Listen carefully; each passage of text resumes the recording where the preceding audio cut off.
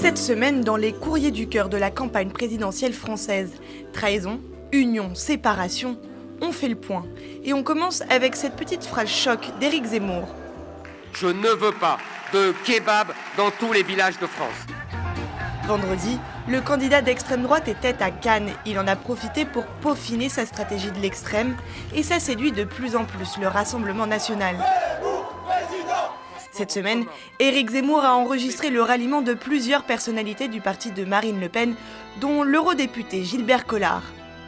De son côté, Marine Le Pen dit adieu à ses ex-soutiens, mais aussi au totem de la doctrine nationaliste. La suppression de la double nationalité ne figure plus dans son programme.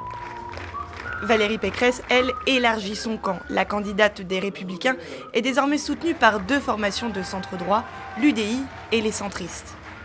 Mes amis, avec vous aujourd'hui, je sens s'élargir la droite. Et c'est important de s'élargir, c'est important de se rassembler. Côté élargissement, la primaire populaire de la gauche a eu moins de succès. Après Jean-Luc Mélenchon et Yannick Jadot, Anne Hidalgo prend elle aussi ses distances. Cette élection avant le premier tour qui devait nous unir, ils ne l'ont pas voulu. Alors, la page est tournée, je défendrai notre projet et les Françaises et les Français trancheront. La primaire populaire compte à ce jour plus de 400 000 signatures. Fermeture des inscriptions ce dimanche à 23h59. À gauche toujours, le candidat de la remontada, remonte pas. Arnaud Montebourg renonce définitivement à sa candidature. J'ai pris la décision de me retirer de la course présidentielle. Emmanuel Macron, lui, ne s'est toujours pas porté candidat, mais il a officiellement pris la présidence du Conseil de l'Union européenne. Souveraineté, sécurité, écologie et immigration, il a présenté ses priorités pour la France.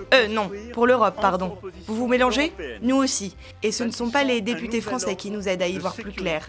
Vous resterez dans l'histoire le président de l'inaction climatique. Vous êtes le président du mépris, mais au moins, vous l'assumez.